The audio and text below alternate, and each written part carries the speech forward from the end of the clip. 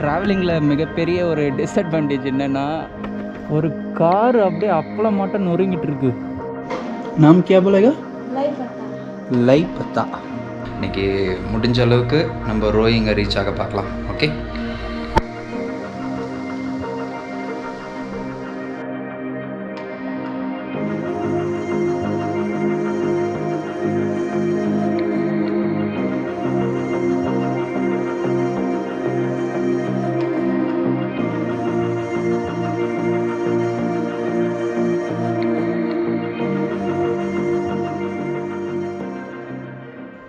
Hi hello வணக்கம், welcome back to my YouTube channel. இன்றைக்கி நம்ம அருணாச்சல் ரைடோட 6வது நாளாக ஸ்டார்ட் பண்ண போகிறோம். லாஸ்ட் எபிசோட் பார்த்துருந்தீங்கன்னா தெரியும், ரொம்ப டார்க்காக இருந்ததுனால இந்த ஃபாரஸ்ட்டுக்குள்ளே இந்த இடத்துல தான் வந்து கேம்ப் பண்ணியிருந்தேன். மார்னிங் எழுந்து இந்த இடத்த பார்க்கும்போது தான் தெரிஞ்சது எவ்வளோ அழகான ஒரு இடத்துல நைட்டு ஸ்டே பண்ணியிருந்திருக்கேன்னு சொல்லி.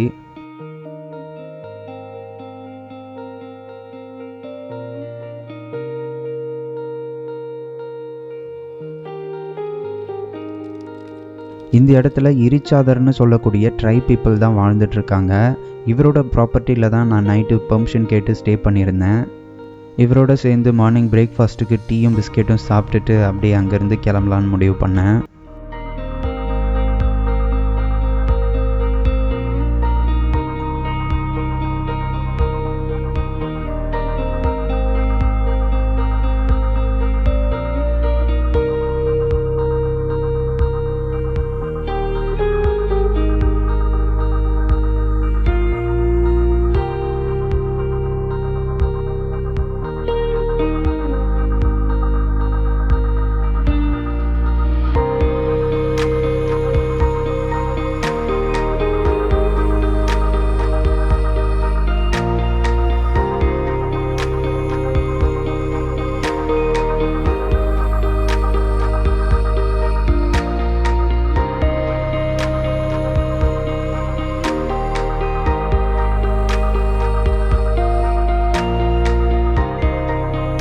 யூஸ்வலாக என்னோடய பைக்கை மார்னிங் ரைட் ஸ்டார்ட் பண்ணுறதுக்கு முன்னாடி எல்லாம் கரெக்டாக இருக்கான்னு சொல்லி செக் பண்ணுவேன். அப்படி செக் பண்ணும்போது பேக் பிரேக் கொஞ்சம் லூஸாக இருந்தது, அதனால் டைட் பண்ணலான்னு சொல்லி கொஞ்சம் டைட் பண்ணேன். டென்ட்டெல்லாம் ரெடி பண்ணிகிட்டு இருந்தேன். சரி, பிரேக்லாம் கரெக்டாக இருக்கான்னு செக் பண்ணும்போது பார்த்தா இது உடஞ்சிச்சு. அந்த ராடு ஆல்ரெடி பெண்ட் ஆகி கொஞ்சம் கட்டாகி இருந்திருக்கு. ஸோ நான் டைட் பண்ணவும் ஃபுல்லாக கம்ப்ளீட்டாகவே கட் ஆகிடுச்சு. இப்படி இருக்க வேண்டியது உடஞ்சிச்சு. சரி, இப்போது இது என்ன பண்ணுறது? வெல்டிங்கும் கிடையாதுன்ட்டாங்க. இங்கே வெல்டிங் இங்கேருந்து ஒரு 5 கிலோமீட்டர்ஸ் போகணுன்னு சொல்லியிருக்காரு. அதுவும் மழை, பேக் பிரேக் இல்லாமல் எப்படி போக போகிறேன்னு தெரில. பார்க்கலாம். வெல்டு பண்ணால் அந்த ஸ்ப்ரிங்கு போட முடியாது.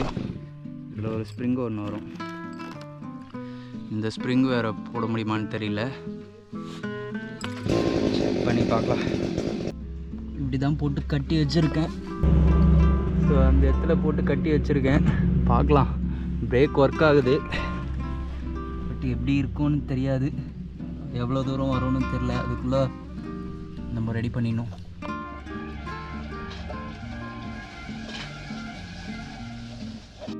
எல்லாம் ரெடி பண்ணியாச்சு, டென்ட்டும் எடுத்தாச்சு. ஸோ இப்போ கிளம்ப வேண்டியது தான். 11 மணி ஆயிடுச்சு இப்போவே. ஓகே, போயிட்டு எங்கேயாவது வெல்டிங் ஷாப் பார்த்து வெல்ட் அடிக்கணும். வேறு என்ன? ஓகே, அப்படியே போக வேண்டியதான். எவ்வளோ தூரம் நம்ம அந்த காகோ வில்லேஜை நோக்கி போகிறோமோ அவ்வளோ சீக்கிரம் நம்ம போயிடணும். ஏன்னா நமக்கு இன்னும் ஒரு 8 நாள் தான் வந்து நமக்கு அந்த பர்மிட் ILP இருக்குது. அதுக்கப்புறம் நம்ம எக்ஸிட் ஆகணும்னு நினைக்கிறேன். பார்க்கலாம். இந்த ஃபேமிலி மெம்பர்ஸ்க்கு நான் கண்டிப்பாக நன்றி சொல்லியே ஆகணும். யார் எவருனே தெரியாத ஒரு அன்னோன் பர்சனுக்கு நைட்டு ஸ்டே பண்ணுறதுக்கு இடத்தையும் கொடுத்து, நைட்டு சாப்பிட்றதுக்கு ஃபுட்டும் கொடுத்து ரொம்ப ஹெல்ப் பண்ணாங்க. எல்லாத்தையும் பேக் பண்ணிவிட்டு அவங்களுக்கு ரொம்ப நன்றி சொல்லிவிட்டு அங்கேருந்து கிளம்ப ஆரம்பித்தேன். பிரேக் நல்லா ஒர்க் ஆகுது, பட் எவ்வளோ தூரம் வரும்னுங்கிறது தான் கொஸ்டின்னு.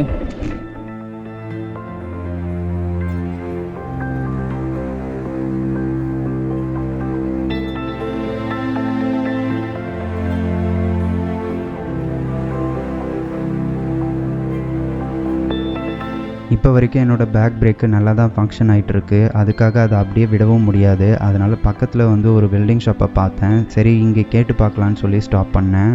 ட்ராவலிங்கில் மிகப்பெரிய ஒரு டிஸ்அட்வான்டேஜ் என்னென்னா, ஆக்சுவலாக எனக்கு என்ன பிரச்சனைனா, நான் என்றைக்கு ரைட் பண்ணுறேன்னு தெரியல, எந்த டேயில் ரைட் பண்ணுறேன், என்ன நாள் கிழமை எதுவுமே எனக்கு தெரியல. ஆக்சுவலாக இன்றைக்கி சண்டே, அதனால் இன்றைக்கி கடை எல்லாமே பந்தம். இன்றைக்கி சண்டேன்றதுனால நிறைய ஷாப்ஸ் வந்து க்ளோசிங்கில் இருக்குது. அது மட்டும் இல்லாமல் இது வில்லேஜ் ஏரியாவாக இருக்கிறதுனால இந்த இடத்துல வந்து ஸ்பேர் பார்ட்ஸ் கிடைக்கிறது ரொம்ப கஷ்டம்னு சொல்லிட்டாங்க. நான் எடுத்துகிட்டு வந்திருக்க இந்த பல்சர் 150K இந்த இடத்துல வந்து ஸ்பேர் பார்ட்ஸ் கிடைக்க மாட்டேங்குது. சப்போஸ் நீங்கள் எதாவது சூப்பர் பைக்ஸு, ராயல் என்ஃபீல்டு அந்த மாதிரி எதாவது ஹைஃபையான ஒரு பைக் எடுத்துகிட்டு வந்திருந்தீங்கன்னா இந்த இடத்துல ஸ்பேர் பார்ட்ஸ் கிடைக்காம ரொம்ப கஷ்டப்படுவீங்க. ஸோ அதனால் முடிஞ்ச அளவுக்கு உங்களோட ஸ்பேர் பார்ட்ஸை கேரி பண்ணுறது ரொம்ப நல்லது.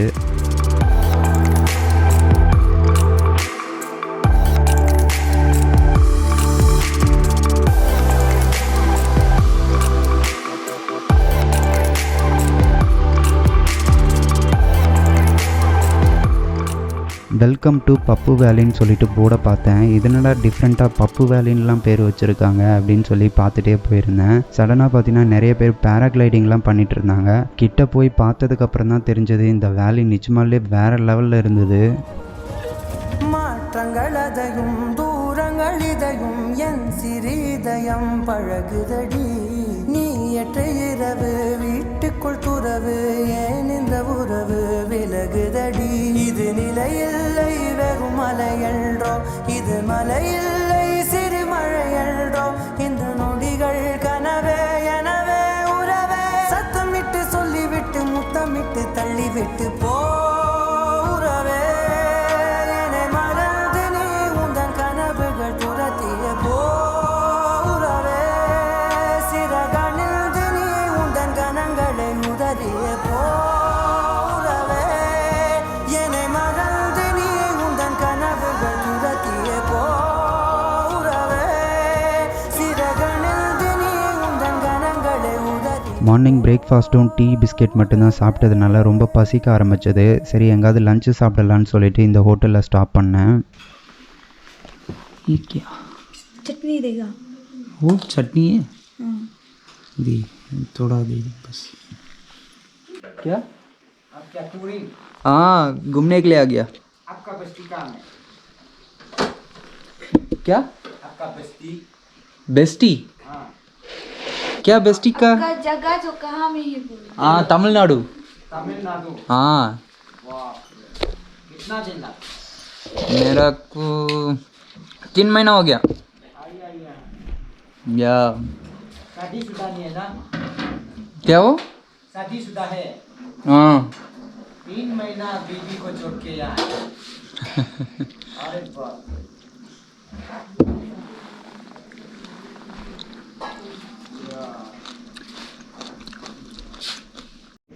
नाम क्या बोलेगा? लाई पता। லை பத்தா ஃபுல்லாக இலையாக இருக்குது. என்னதுன்னு தெரில, பார்க்கலாம். लाई पत्ता ये बॉइल्ड है। हाँ बॉयल करने के लिए यूज़ बॉईल भी करते हैं, फ्राई भी करते हैं। அப்படியே வச்சுருவோம். लाई பத்தையா இது இப்படி தான் சாப்பிடுவாங்க போல்.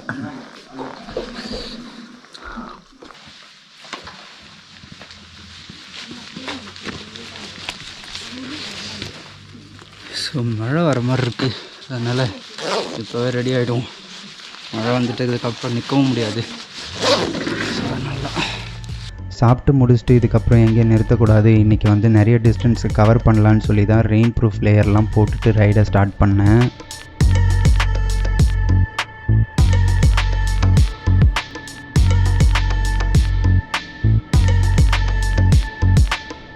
கொஞ்சம் தூரத்துலேயே பார்த்தீங்கன்னா மேகக்கூட்டெல்லாம் கலைஞ்சி அப்படியே வெயில் அடிக்க ஆரம்பிச்சது. என்னடா இது, நம்ம எப்போ ப்ரிப்பேர்டாக கிளம்புறோமோ அப்போ தான் இப்படிலாம் நடக்கணுமா அப்படின்னு சொல்லிட்டு திரும்ப ஸ்டாப் பண்ணி ரெயின் ப்ரூஃப்லாம் ரிமூவ் பண்ணிவிட்டு திரும்ப ரைடை கண்டினியூ பண்ணேன்.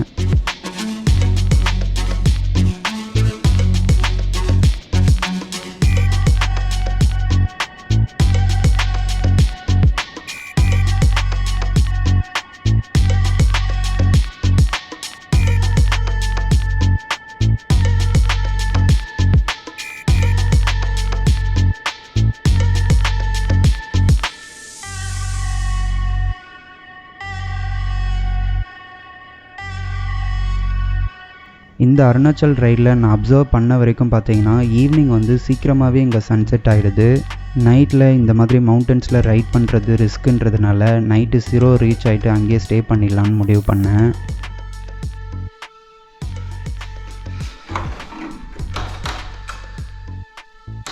செம்ம சூப்பரான ஒரு ரூமு. இந்த ரூமில் நான் மட்டும்தான் இன்றைக்கி இருக்கேன். இப்படி தான் வந்து அருணாச்சல் ரைடோட 6வது நாளை கம்ப்ளீட் பண்ணேன். ஸோ மார்னிங் பார்த்தீங்கன்னா 9 o'clock ஆகிடுச்சு. இங்கேருந்து நம்ம செக் அவுட் பண்ணிவிட்டு எங்கே போக போகிறோன்னா டோச்புயோ ஏதோ ஒரு ஊர் பேர் எனக்கு ஷுவராக தெரியல, ரோயிங்குன்னு நினைக்கிறேன். ரோயிங்கை வந்து டச் பண்ண போகிறோம்.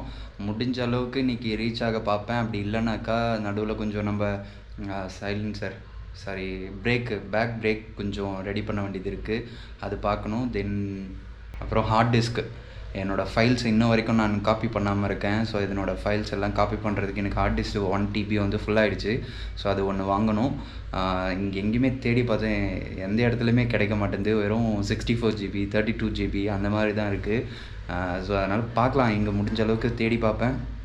கிடைச்சா பார்ப்பேன், கிடைக்கலன்னா எவ்வளோ மேக்ஸிமம் மெமரி கார்டு கிடைக்குதோ அதில் தான் சேவ் பண்ணி வைக்கணும். ஸோ என்ன பண்ணுறதுன்னு தெரில, பார்க்கலாம். ஸோ இதுதான் மேட்ரு.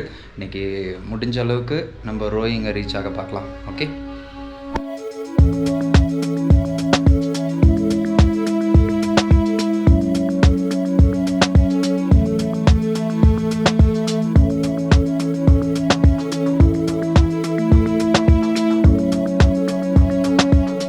மார்னிங் சீக்கிரமாகவே கிளம்புனதுனால மெக்கானிக் ஷாப் எதுவும் ஓப்பனில் இல்லை. நானும் வர வழியில் பார்த்துட்டு தான் வந்தேன். ஸோ எதுவும் மெக்கானிக் ஷாப்பு ஓப்பனில் இல்லாததுனால போகிற வழியில் அப்படியே பெட்ரோலை போட்டு ரைடை கண்டினியூ பண்ணேன்.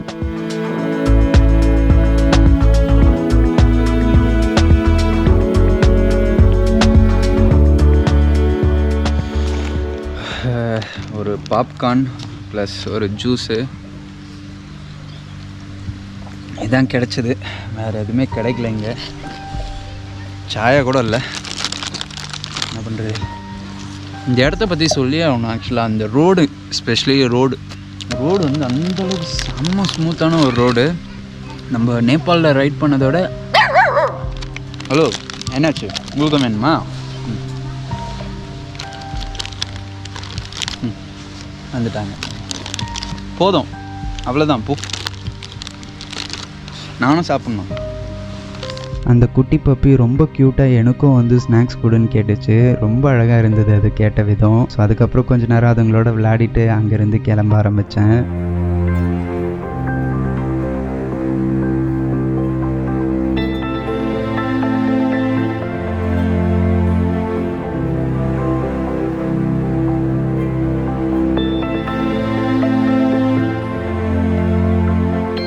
போகிற வழியில் ஒரு R15 V3 பைக் வந்து பிரேக் டவுன் ஆயிருந்துச்சு. நாங்களும் எவ்வளோ ட்ரை பண்ணி பார்த்தோம், வேலைக்கே ஆகலை. அதுக்கப்புறம் ரோப்பை கட்டி அவரை டோ பண்ணி கொண்டு போய் ஒரு மெக்கானிக் ஷாப்பில் விட்டோம்.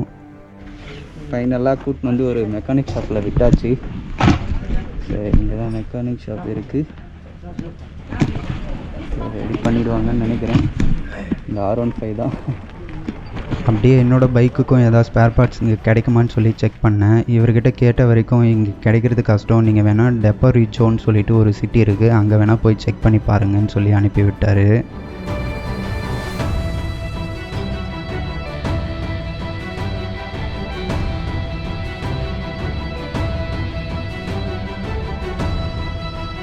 இப்போ வரைக்கும் எந்த ப்ராப்ளம் வந்தாலும் மேனேஜ் பண்ணி தான் ஓட்டிகிட்ருக்கேன். எவ்வளோ தூரம் இந்த மாதிரி மேனேஜ் பண்ண முடியும்னு தெரியல.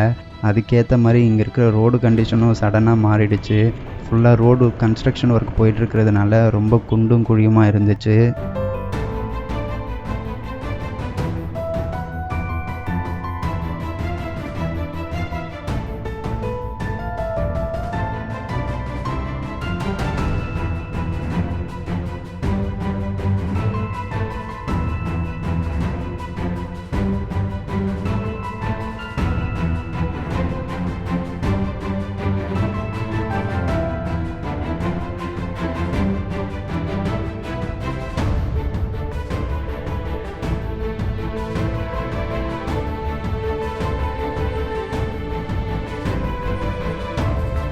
பேக் பிரேக்கு ப்ராப்ளமாக இருக்கும்போது தான் இந்த மாதிரி ரோடு கண்டிஷனில் ரைட் பண்ணணுமா அப்படின்னு சொல்லி உள்ளுக்குள்ளே கொஞ்சம் பயம் இருந்துக்கிட்டே இருந்துச்சு. மார்னிங் பிரேக்ஃபாஸ்ட்டும் சாப்பிடாதனால இந்த ஆஃப் ரோடில் ரைட் பண்ணுறது ரொம்ப சேலஞ்சிங்காக இருந்துச்சு. சரி கொஞ்சம் ஸ்டாப் பண்ணி கொஞ்சம் ரிலாக்ஸ் பண்ணலான்னு பார்த்தா ஒரு பெட்டி ஷாப் கூட கிடையாது இந்த இடத்துல.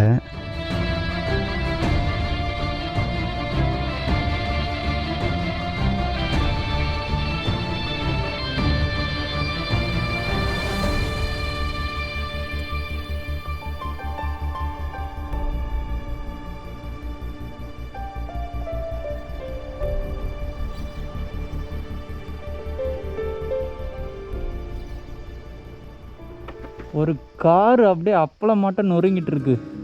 ஏய் அப்பா.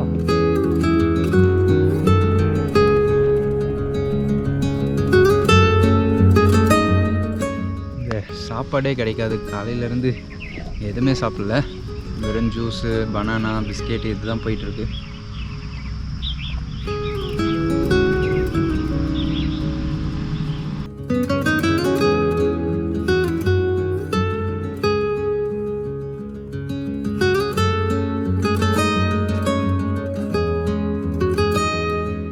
ஒரு வழியாக டப்போரிஜோன்னு சொல்கிற சிட்டியை வந்து ரீச் ஆனேன். இந்த இடத்துல எனக்கு தேவையான ஸ்பேர் பார்ட்ஸ்லாம் கிடைக்குமான்னு சொல்லி தேடி பார்த்தேன். கடைசியாக பஜாஜ் ஷோரூமை கண்டுபிடிச்சி அந்த இடத்துல ஸ்பேர் பார்ட்ஸ் எல்லாமே வாங்கிட்டேன். அப்படியே வந்து ஹார்ட் டிஸ்க்கும் வந்து விசாரித்து பார்த்தேன். ரொம்ப எக்ஸ்பென்சிவாக இருக்கிறதுனால வேறு ஆப்ஷன் இல்லாமல் வெறும் 64 GB மெமரி கார்டு மட்டும் வாங்கிட்டேன். இதெல்லாம் தேடி கண்டுபிடிச்சி வாங்குறதுக்கே நைட் ஆகிடுச்சு. சரி இங்கே ஸ்டே பண்ணலான்னு சொல்லிட்டு ரூம் ரெண்ட்டு செக் பண்ணும்போது ரொம்ப எக்ஸ்பென்சிவாக இருந்துச்சு. சரி இது சரிப்பட்டு வராதுன்னு சொல்லி சிட்டியை விட்டு வெளியே போயிட்டு எங்கேயாவது கேம்ப் பண்ணிக்கலான்னு சொல்லி முடிவு பண்ணேன். ஃபைனலாக வந்து டூரிஸ்ட் வில்லாவில் சாப்பிடும்போது அவங்கக்கிட்ட பெர்மிஷன் கேட்டேன், இங்கே எங்கேயாவது கேம்ப் பண்ணிக்க முடியுமா அப்படின்னு சொல்லி. அவங்களும் சரி ஓகே இங்கே கேம்ப் பண்ணிக்கோங்கன்னு சொல்லிட்டாங்க. ஸோ நைட் இங்கே ஸ்டே பண்ணிவிட்டு நாளைக்கு காலையில் கிளம்பலான்னு சொல்லி முடிவு பண்ணேன். கண்டிப்பாக இந்த வீடியோ உங்களுக்கு பிடிச்சிருக்கும்னு நம்புகிறேன். பிடிச்சிருந்தால் லைக் பண்ணுங்கள், ஷேர் பண்ணுங்கள், சப்ஸ்கிரைப் பண்ணிக்கோங்க. See you in another video. Bye. Good night.